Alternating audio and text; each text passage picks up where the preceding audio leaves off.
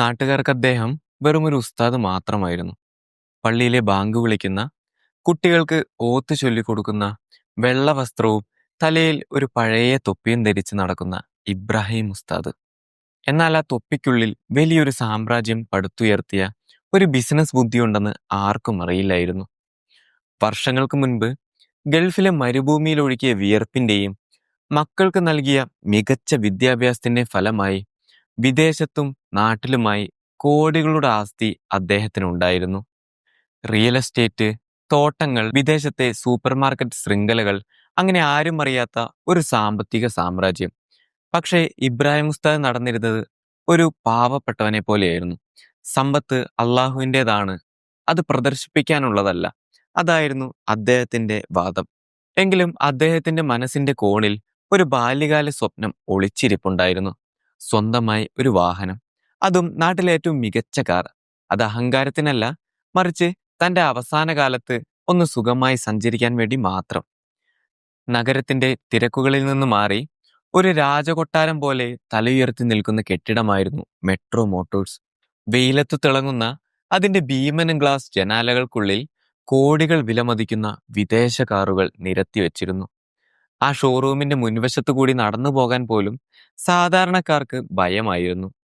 അത്രമേൽ ആഡംബരത്തിന്റെ ഗർവ് ആ ഒരു കെട്ടിടത്തിനുണ്ടായിരുന്നു. അവിടുത്തെ പ്രധാന ക്യാബിനിലെ കറങ്ങുന്ന കസേരയിൽ ഷോറൂം മാനേജർ രവീന്ദ്രൻ ഇരുന്നു. വില കൂടിയ സ്യൂട്ടും കയ്യിൽ തിളങ്ങുന്ന വാച്ചും ആരെയും പുച്ഛത്തോടെ നോക്കുന്ന കണ്ണുകളുമുള്ള ഒരു ചെറുപ്പക്കാരൻ. MBA ബിരുദം അയാളോട് തലക്കനത്തിന് ആക്കം കൂട്ടിയിരുന്നു. മനുഷ്യനെ അളക്കേണ്ടത് അവന്റെ വേഷവും കാറും കണ്ടാണ് എന്നതായിരുന്നു രവീന്ദ്രന്റെ സിദ്ധാന്തം. അയാളോട് കീഴിലുള്ള ജീവനക്കാർക്ക് അയാൾ നൽകിയിരുന്ന ഉപദേശവും അതുമാത്രമായിരുന്നു. നല്ല വേഷത്തിൽ വരുന്നവനെ മാത്രം സല്യൂട്ട് ചെയ്യുക, അല്ലാത്തവരെ ഗേറ്റിന് പുറത്തു നിർത്തുക. അന്ന് ഉച്ച സമയത്ത് പുറത്ത് വെയിൽ കത്തിക്കാളുകയായിരുന്നു. AC മുറിയുടെ കുളിർമയിലിരുന്ന് രവീന്ദ്രൻ തന്റെ മൊബൈലിൽ സമയം നോക്കി. പെട്ടെന്നാണ് ഷോറൂമിന്റെ സെൻസർ ഘടിപ്പിച്ച ഓട്ടോമാറ്റിക് ഗ്ലാസ് വാതിലുകൾ തുറന്നത്. പുറത്തെ കൊടും ചൂടിൽ നിന്ന് ഒരു പഴയ കുട മടക്കി പിടിച്ച് ഒരാൾ അകത്തേക്ക് കയറി. ഇബ്രാഹിം ഉസ്താദ്. അദ്ദേഹത്തിന്റെ വെള്ള വസ്ത്രത്തിന്റെ അറ്റത്ത് റോഡിലെ ചെളി അല്പം പുരണ്ടിരുന്നു. കാലിൽ തേഞ്ഞു തീരാറായ ഒരു ചെരുപ്പായിരുന്നു വേഷം. തലയിലാകട്ടെ വർഷങ്ങളുടെ പഴക്കം പറയുന്ന ഒരു തൊപ്പിയും. തിളങ്ങുന്ന ഗ്രാനൈറ്റ് തറയിലൂടെ ഉസ്താദ് നടന്നു നീങ്ങി. അദ്ദേഹത്തിന്റെ ചെരുപ്പിന്റെ ശബ്ദം ആ നിശബ്ദതയിൽ മുഴങ്ങി കേട്ടു. ചുറ്റും നിരത്തിയിട്ടിരിക്കുന്ന അത്യാധുനിക കാറുകളെ അദ്ദേഹം കൗതുകത്തോടെ നോക്കി. ഒരു കൊച്ചുകുട്ടിയുടെ തിളക്കമുണ്ടായിരുന്നു ആ കണ്ണുകളിൽ. എന്നാൽ ആ കാഴ്ച ഷോറൂമിലെ ജീവനക്കാർക്ക് എന്തോ ഒരു അരോചകരമായിട്ട് തോന്നി. റിസപ്ഷനിലിരുന്ന പെൺകുട്ടി രവീന്ദ്രനെ നോക്കി. രവീന്ദ്രനെ നെറ്റി ചുളിഞ്ഞു. അയാൾ ഫയൽ മടക്കി വെച്ച് കസേരയിൽ നിന്ന് പതുക്കെ എഴുന്നേറ്റു. അയാളുടെ കണ്ണുകളിൽ ദേഷ്യം പുകയുന്നുണ്ടായിരുന്നു. സെക്യൂരിറ്റി എവിടെ പോയി കിടക്കുന്നു എന്നയാൾ മനസ്സിൽ ശപിച്ചു. ഉസ്താദ് സാവധാനം നടന്ന് ഒരു കറുത്ത ആഡംബര കാറിനടുത്തെത്തി. വിറയ്ക്കുന്ന കൈകൾ കൊണ്ട് അദ്ദേഹം ആ കാറിന്റെ ബോണറ്റിൽ ഒന്ന് തൊട്ടു. ഹേ, അവിടെ നിൽക്ക്! രവീന്ദ്രന്റെ ശബ്ദം ഷോറൂമിലാകെ മുഴങ്ങി. അയാൾ വേഗത്തിൽ നടന്ന് ഉസ്താദിന്റെ അടുത്തെത്തി. കൈയെടുക്ക അവിടെ നിന്ന്! ആരാടോ താൻ? രവീന്ദ്രൻ കടന്ന് അലറി. എന്താ ഇവിടെ? പള്ളിയിലേക്ക് പിരിവിന് വല്ലതും വന്നാണോ? അതോ വല്ല വഴിപോക്കനുമാണോ? ഇത് കാർ ഷോറൂമാണ്, അനാഥാലയമല്ല കയറി നിരങ്ങാൻ. ഉസ്താദ് ആകെ ഞെട്ടിപ്പോയി. അദ്ദേഹം പെട്ടെന്ന് കൈ പിൻവലിച്ചു. എന്നിട്ട് വിനയത്തോടെ, നിറഞ്ഞ പുഞ്ചിരിയോടെ രവീന്ദ്രനെ നോക്കി. അറിയാം മോനെ, ഞാൻ പിരിവിനൊന്നും വന്നതല്ല. ഞാനൊരു കാറ് നോക്കാൻ വന്നതാണ്. എനിക്ക് ഓടിക്കാൻ അറിയില്ല. ഡ്രൈവറെ വെക്കണം. പക്ഷെ നല്ലൊരു വണ്ടി ആയിരിക്കണം. ഉസ്താദിന്റെ മറുപടി കേട്ടതും അവിടെ കൂടി നിന്ന ജീവനക്കാർ വായൊത്തി ചിരിക്കാൻ തുടങ്ങി.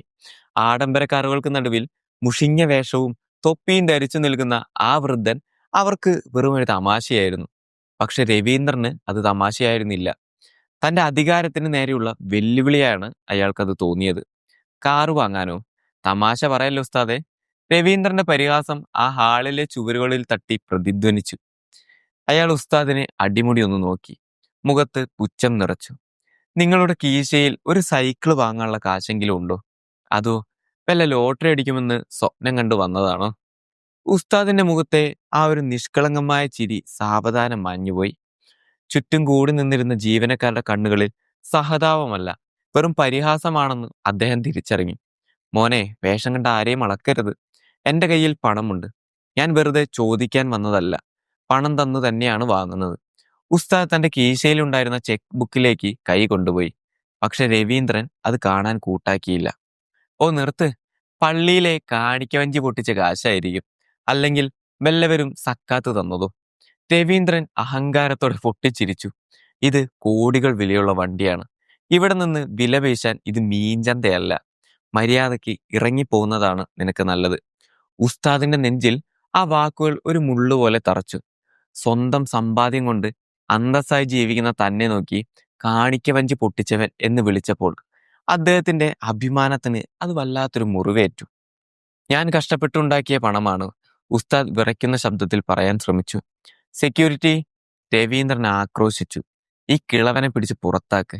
വെറുതെ ഷോറൂമിന്റെ നിലവാരം കളയാൻ ഓരോന്ന് ഇറങ്ങിക്കോളും. ഇനി മേലാൽ ഈ ഗേറ്റ് കടന്ന് ഇങ്ങോട്ട് വന്നേക്കരുത്. യൂണിഫോം ധരിച്ച ഗുണ്ടയെ പോലൊരു സെക്യൂരിറ്റി ഓടിയെത്തി. അയാൾ ഉസ്താദിന്റെ മെലിഞ്ഞ കൈകളിൽ ബലമായി പിടിച്ചു. നടക്ക് കാരണവരെ പുറത്ത്. അയാൾ ഉസ്താദിനെ തള്ളി നീക്കി. ഉസ്താദ് എതിർത്തില്ല. സകലരും നോക്കി നിൽക്കെ ഒരു കള്ളനെ പോലെ തന്നെ പുറത്താക്കുമ്പോൾ അദ്ദേഹത്തിന്റെ കണ്ണുകൾ നിറഞ്ഞു. തിളങ്ങുന്ന ചില്ലുവാതിലിലൂടെ പുറത്തേക്ക് തള്ളപ്പെടുമ്പോൾ പുറത്തെ കൊടും ചൂടിനേക്കാൾ ഉസ്താദിനെ പൊള്ളിച്ചത് ആ ഒരു അപമാനമായിരുന്നു. ചൂടുള്ള ടാർ റോഡിലേക്ക് അദ്ദേഹം വേച്ചുപോയി. പൂട്ടിക്കിടന്ന ആ വലിയ ഗ്ലാസ് വാതിലുകൾക്കപ്പുറം AC മുറിയുടെ തണുപ്പിലിരുന്ന് രവീന്ദ്രനും കൂട്ടരും ചിരിക്കുന്നത് ഉസ്താദ് കണ്ടു. പണമുണ്ടായിട്ടും വേഷത്തിന്റെ പേരിൽ മാത്രം താൻ ചവിട്ടി പുറത്താക്കപ്പെട്ടിരിക്കുന്നു. ആ പടിയിറങ്ങുമ്പോൾ ഉസ്താദ് തിരിഞ്ഞു നോക്കിയില്ല. പക്ഷേ അദ്ദേഹത്തിന്റെ മനസ്സ് ശാന്തമായ ഒരു കടൽ പോലെയായിരുന്നു. മറിച്ച് പൊട്ടിത്തെറിക്കാൻ വെമ്പുന്ന ഒരു അഗ്നിപർവ്വതം പോലെ പുകയുന്നുണ്ടായിരുന്നു. ആ കണ്ണീർത്തുള്ളികൾ മണ്ണിൽ വീണപ്പോൾ അവിടെ ഒരു പുതിയ ചരിത്രം പിറവിയെടുക്കുകയായിരുന്നു. അപമാനത്തിന്റെ കനലുകൾ നെഞ്ചിലേറ്റിക്കൊണ്ടാണ് ഇബ്രാഹിം ഉസ്താദ് വീട്ടിലെത്തിയത്. എപ്പോഴും മുഖത്ത് കാണാറുള്ള പ്രശാന്തത മാഞ്ഞു പോയിരിക്കുന്നു. പള്ളിയിലെ നമസ്കാരം കഴിഞ്ഞു വരാറുള്ള ഉപ്പയല്ല ഇതെന്ന് മകൻ ഫിറോസിന് ഒറ്റ നോട്ടത്തിൽ തന്നെ മനസ്സിലായി. ഉസ്താദ് വരാന്തയിലെ ചാരുകസേരയിലേക്ക് തളർന്നിരുന്നു. അദ്ദേഹത്തിന്റെ കണ്ണുകൾ ദൂരേക്ക് ശൂന്യമായി നോക്കിയിരുന്നു. എന്തുപറ്റി ഉപ്പ? ആരെങ്കിലും എന്തെങ്കിലും പറഞ്ഞോ? ഫിറോസ് ഉപ്പയുടെ കാലുകൾ തടവിക്കൊണ്ട് ചോദിച്ചു. ഉസ്താദ് ഒന്നും മറുപടി പറഞ്ഞില്ല.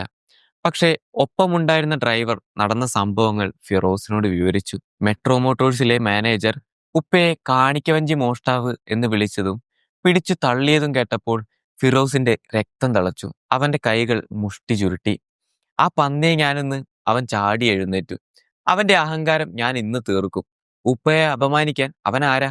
അവൻ കാറിന്റെ താക്കോലെടുത്ത് പുറത്തേക്ക് ഇറങ്ങാൻ തുടങ്ങി. നിൽക്ക് ഫിറോസ്! ഉസ്താദിന്റെ ശബ്ദത്തിന് വല്ലാത്തൊരു ഗാംഭീര്യമുണ്ടായിരുന്നു. ആ ശബ്ദം കേട്ടതും ഫിറോസ് തരിച്ചു നിന്നു. നീ അവിടെ പോയിട്ട് എന്ത് ചെയ്യും? അവനെ തല്ലൂ? അതോ ആ ഷോറൂം അടിച്ചു തകർക്കുമോ? ഉസ്താദ് ശാന്തനായി ചോദിച്ചു. അങ്ങനെ ചെയ്താൽ നമ്മളും അവരും തമ്മിൽ എന്താണ് വ്യത്യാസം? അവൻ എന്നെ അവമാനിച്ചത് എന്റെ വേഷം കണ്ടാണ്, പണമില്ലാത്തവൻ എന്ന് വിളിച്ചാണ്. അതിനുള്ള മറുപടി കയ്യാങ്കളി കൊണ്ടല്ല, നമ്മുടെ കർമ്മം കൊണ്ടായിരിക്കണം. ഉസ്താദ് എഴുന്നേറ്റ് മകന്റെ തോളിൽ കൈവച്ചു. നമുക്ക് പണമുണ്ട്, അള്ളാഹു തന്ന അനുഗ്രഹമുണ്ട്. അതുപയോഗിച്ച് നമ്മൾ അവനെ ഒരു പാഠം പഠിപ്പിക്കും. അവന്റെ കച്ചവടത്തിന് മുന്നിൽ നമ്മുടെ സത്യസന്ധത കൊണ്ട് നമ്മൾ മറുപടി നൽകും. പിറ്റേന്നു മുതൽ നഗരത്തിൽ രഹസ്യമായ ചില നീക്കങ്ങൾ നടന്നു. മെട്രോ മോട്ടോഴ്സിന് നേരെ എതിർവശത്ത് കാട് പിടിച്ചു കിടന്നിരുന്ന 3 ഏക്കർ ചതുപ്പ് നിലം ആരോ വലിയ വിലയ്ക്ക് വാങ്ങി എന്ന വാർത്ത പരന്നു. പക്ഷെ വാങ്ങിയത് ആരാണെന്ന് മാത്രം ആർക്കും വ്യക്തമായില്ല. മെട്രോ മോട്ടോഴ്സിന്റെ ഗ്ലാസ് ജനാലയിലൂടെ നോക്കുമ്പോൾ എതിർവശത്തെ കാട് വെട്ടുന്നത് കണ്ട് രവീന്ദ്രൻ പുച്ഛിച്ചു. ഏതോ മണ്ടൻ വാങ്ങിയതാകും. ഈ ചതുപ്പിൽ എന്തു പണിയാനാണ്? അയാള് സഹപ്രവർത്തകരോട് ചിരിച്ചു. എന്നാൽ മാസങ്ങൾക്കുള്ളിൽ രവീന്ദ്രന്റെ ചിരി മാഞ്ഞു തുടങ്ങി. ആ ചതുപ്പ് നികത്തി അവിടെ വലിയൊരു അടിത്തറ ഉയർന്നു. രാപ്പകലില്ലാതെ പണി നടന്നു. മെട്രോ മോട്ടോഴ്സിനേക്കാൾ വിസ്തൃതിയിൽ ആധുനിക രീതിയിലുള്ള ഒരു ഇരുനില കെട്ടിടം അവിടെ ഉയർന്നു വന്നു. തിളങ്ങുന്ന ഗ്ലാസ് പാനലുകളും മനോഹരമായ പൂന്തോട്ടവും എല്ലാം കൂടി അതൊരു അത്ഭുതമായി മാറി. പണി പൂർത്തിയായ ദിവസം കെട്ടിടത്തിന് മുകളിൽ വലിയൊരു ബോർഡ് ഉയർന്നു. ബർക്കത്ത് മോട്ടോഴ്സ്. ആ പേര് കണ്ടതും രവീന്ദ്രൻ ഞെട്ടി. ബർക്കത്ത്? അയാൾക്ക് ആ പേര് എവിടെയോ കേട്ടതുപോലെ തോന്നി. ഉദ്ഘാടന ദിവസം നഗരം സാക്ഷ്യം വഹിച്ചത് ചരിത്രത്തിലെ ഏറ്റവും വലിയ ജനക്കൂട്ടത്തിനെയായിരുന്നു. നാടമുറിക്കാൻ മന്ത്രിമാരോ സിനിമാ നടന്മാരോ ഉണ്ടായിരുന്നില്ല. പകരം നാട്ടിലെ യത്തീംഖാനയിലെ ഏറ്റവും ചെറിയ കുട്ടി വന്ന് നാടമുറിച്ചു. ഉസ്താദ് മൈക്കിലൂടെ ജനങ്ങളെ അഭിസംബോധന ചെയ്തു. ഇതൊരു കച്ചവട സ്ഥാപനമല്ല. ലാഭം മാത്രം നോക്കുന്നവർക്ക് കച്ചവടം ഹറാമാണ്. ഇവിടെ വരുന്ന ഓരോരുത്തർക്കും ഞങ്ങൾ രാജാക്കന്മാരാണ്. മുഷിങ്ങിയ വേഷത്തിൽ വരുന്നവനായാലും ബെൻസ് കാറിൽ വരുന്നവനായാലും ഇവിടെ ഒരേ പരിഗണന ലഭിക്കും. ആരെയും വേഷം നോക്കി ഇവിടെ അളക്കില്ല. ഉസ്താദിന്റെ വാക്കുകൾ കേട്ട് ജനം കൈയടിച്ചു. മെട്രോ മോട്ടോഴ്സ് വിൽക്കുന്ന അതേ കാറുകൾ അതിനേക്കാൾ കുറഞ്ഞ വിലയിൽ സൗജന്യ സർവീസ് ഓഫറുകളോടെ ബർക്കത്ത് മോട്ടോഴ്സ് നൽകുമെന്ന് പ്രഖ്യാപിച്ചതോടെ ജനം അങ്ങോട്ടേക്ക് ഒഴുകിയെത്തി. എതിർവശത്ത് വിജനമായ മെട്രോ മോട്ടോഴ്സിന്റെ ഷോറൂമിൽ നിന്ന് തന്റെ സാമ്രാജ്യത്തിന് നേരെ വരുന്ന സുനാമിയെ ഭയത്തോടെ രവീന്ദ്രൻ നോക്കി നിന്നു. ഉസ്താദിന്റെ നിശബ്ദമായ വിപ്ലവം അവിടെ തുടങ്ങുകയായിരുന്നു. ബർക്കത്ത് മോട്ടോഴ്സ് വെറുമൊരു ഷോറൂം മാത്രമായിരുന്നില്ല, അതൊരു പുതിയ സംസ്കാരത്തിന്റെ തുടക്കമായിരുന്നു. ഉസ്താദ് തന്റെ ജീവനക്കാരെ എല്ലാ ആഴ്ചയും വിളിച്ചു കൂട്ടുമായിരുന്നു. മക്കളെ, നമ്മുടെ കടയിൽ വരുന്നവർക്ക് നമ്മൾ കൊടുക്കുന്ന ചായ വെറും ഒരു ചായ മാത്രമല്ല, അത് നമ്മുടെ ബഹുമാനമാണ്. വരുന്ന ആൾ ഒരു ഓട്ടോറിക്ഷ ഡ്രൈവർ ആയാലും ചെരുപ്പിടാത്ത തൊഴിലാളി ആയാലും അവരെ എഴുന്നേറ്റ് നിന്ന് നമ്മൾ സ്വീകരിക്കണം. കാരണം നമ്മൾ വിൽക്കുന്നത് കാറുകളല്ല, വിശ്വാസമാണ്. ഈ വാക്കുകൾ അക്ഷരം പ്രതി അവിടെ നടപ്പിലായി.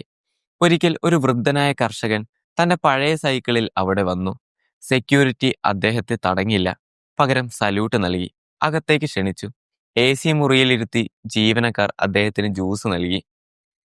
അദ്ദേഹം കാർ വാങ്ങിയില്ല, പക്ഷെ തിരികെ പോയത് നിറഞ്ഞ കണ്ണുകളോടെയാണ്. എന്നെ ഒരു മനുഷ്യനായി കണ്ടത് ഇവിടെ മാത്രമാണ്, അദ്ദേഹം നാട്ടിലെ ചായക്കടകളിൽ പറഞ്ഞു നടന്നു.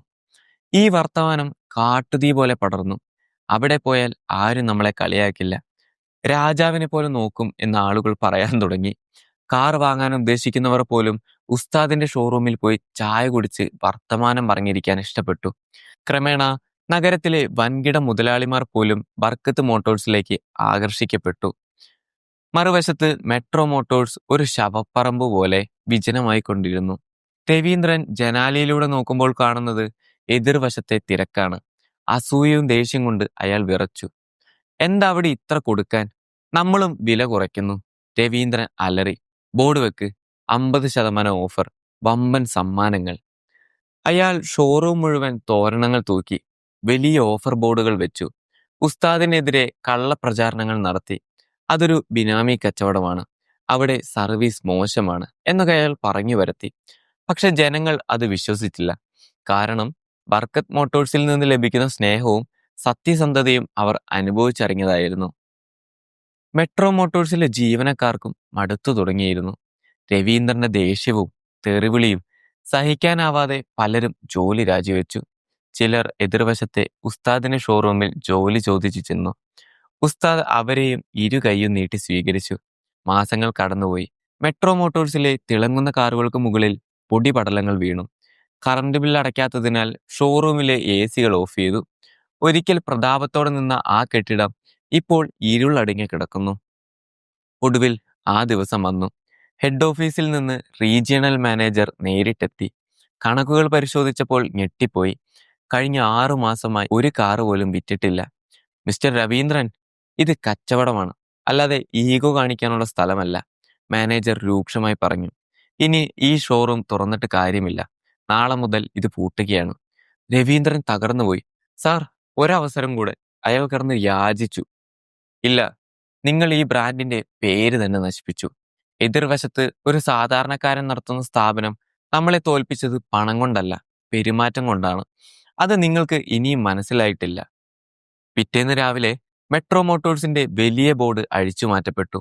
ഗേറ്റ് പൂട്ടി സീൽ വെച്ചു. രവീന്ദ്രൻ തന്റെ സ്യൂട്ട് കേസും എടുത്ത് തലകുനിച്ച് ആ പടിയിറങ്ങി. അപ്പോൾ എതിർവശത്ത് ബർക്കത്ത് മോട്ടോഴ്സിലെ തിരക്കിനിടയിൽ നിന്ന് ബാങ്ക് വിളി മുഴങ്ങുന്നുണ്ടായിരുന്നു. അത് അഹങ്കാരത്തിന്റെ മേൽ വിനയം നേടി വിജയത്തിന്റെ ശബ്ദമായിരുന്നു. രവീന്ദ്രന്റെ ജീവിതം കീഴ്മേൽ മറിഞ്ഞു. ജോലി പോയതോടെ ബാങ്ക് ലോണുകൾ മുടങ്ങി. വീട് ജപ്തിയുടെ വക്കിലായി. അഹങ്കാരി എന്ന പേരുള്ളതുകൊണ്ട് നഗരത്തിലെ മറ്റൊരു ജോലിയും അയാൾക്ക് കിട്ടിയില്ല. വിശപ്പും ദാരിദ്ര്യവും അയാളുടെ അഹങ്കാരത്തെ കരിയിച്ചു കളഞ്ഞു. ഒടുവിൽ മറ്റു വഴികളില്ലാതെ ലജ്ജയോടെ അയാൾ ബർക്കത്ത് മോട്ടോഴ്സിന്റെ ഗേറ്റിലെത്തി. ഉസ്താദ് തന്റെ വിശാലമായ ക്യാബിനിൽ കണക്കുകൾ നോക്കിയിരിക്കുകയായിരുന്നു. വാതിൽക്കൽ ഒരു നിഴൽ കണ്ട് അദ്ദേഹം തലയുയർത്തി. മുഷിഞ്ഞ വസ്ത്രം ധരിച്ച് മെലിഞ്ഞുണങ്ങിയ ഒരു രൂപം. ആരാ അത്? ഉസ്താദ് ചോദിച്ചു. ഉസ്താദെ, ഞാൻ. രവീന്ദ്രന്റെ ശബ്ദമിടറി. അയാൾ ഉസ്താദിന്റെ കാൽക്കൽ വീണു. എന്നെ രക്ഷിക്കണം, എനിക്ക് തെറ്റുപറ്റി. അന്ന് ഞാൻ അഹങ്കാരം കൊണ്ട്. ഉസ്താദ് എഴുന്നേറ്റ് അയാളെ പിടിച്ചെഴുന്നേൽപ്പിച്ചു. പഴയ ആ പകയോ ദേഷ്യമോ അദ്ദേഹത്തിന്റെ കണ്ണുകളിൽ ഉണ്ടായിരുന്നില്ല. രവീന്ദ്ര, അന്ന് നീ എന്നെ ആട്ടിയിറക്കിയപ്പോൾ എന്നെ നെഞ്ചു വേദനിച്ചു. പക്ഷെ അത് നിന്നെ പഠിപ്പിക്കാൻ അള്ളാഹു എനിക്ക് തന്ന അവസരമായിരുന്നു. എനിക്ക് എന്തെങ്കിലും ജോലി തരണം ഉസ്താദെ. എന്റെ കുടുംബം പട്ടിണിയിലാണ്. രവീന്ദ്രൻ കരഞ്ഞു പറഞ്ഞു. ഉസ്താദ് പുഞ്ചിരിച്ചു. തരാം, പക്ഷേ മാനേജരായല്ല. ഉസ്താദ് ജനാലയിലൂടെ പുറത്തേക്ക് ചൂണ്ടി. കാറുകൾ കഴുകാനും വരുന്ന കസ്റ്റമേഴ്സിന് ചായയും വെള്ളവും കൊടുക്കാനും ഒരാളെ വേണം. നിനക്ക് ആ ജോലി സമ്മതമാണോ? ഒരു കാലത്ത് താൻ രാജാവായിരുന്ന കസേരയ്ക്ക് എതിർവശത്ത് കാർ കഴുകുക അത് വലിയൊരു തിരിച്ചടിയായിരുന്നു. പക്ഷെ രവീന്ദ്രൻ സമ്മതിച്ചു. സമ്മതമാണ് ഉസ്താദെ, ഞാൻ ചെയ്യാം. ശരി, ഇന്ന് തന്നെ തുടങ്ങിക്കോളൂ. ഓർക്കുക, വരുന്ന മനുഷ്യരുടെ വേഷമല്ല, അവരുടെ മനസ്സ് കാണാൻ ശ്രമിക്കുക. എന്നാണോ നീ അത് പഠിക്കുന്നത്, അന്ന് നിനക്ക് ഞാൻ ഇവിടെ മാനേജർ സ്ഥാനം തരാം. പുറത്ത് നല്ല മഴ പെയ്യുന്നുണ്ടായിരുന്നു. തന്റെ പഴയ അഹങ്കാരങ്ങളെല്ലാം കഴുകിക്കളഞ്ഞ് ഒരു പുതിയ മനുഷ്യനായി രവീന്ദ്രൻ ബർക്കത്ത് മോട്ടോഴ്സിന്റെ യൂണിഫോം എടുത്തു ധരിച്ചു. അകത്തെ മുറിയിൽ ഇബ്രാഹിം ഉസ്താദ് തന്റെ തൊപ്പി നേരെയാക്കി അള്ളാഹുവിനോട് നന്ദി പറഞ്ഞു. പ്രതികാരം ഒരിക്കലും മുറിവേൽപ്പിക്കലല്ല, മറിച്ച് തിരുത്തലാണെന്ന് അദ്ദേഹം തെളിയിച്ചിരിക്കുന്നു. ഈ ഒരു കഥയെപ്പറ്റിയുള്ള നിങ്ങളുടെ അഭിപ്രായങ്ങൾ താഴെ കമന്റിൽ അറിയിക്കാൻ മറക്കരുത്. മറ്റൊരു പുതിയ സ്റ്റോറിയുമായി നമുക്ക് വീണ്ടും കാണാം. Thank you.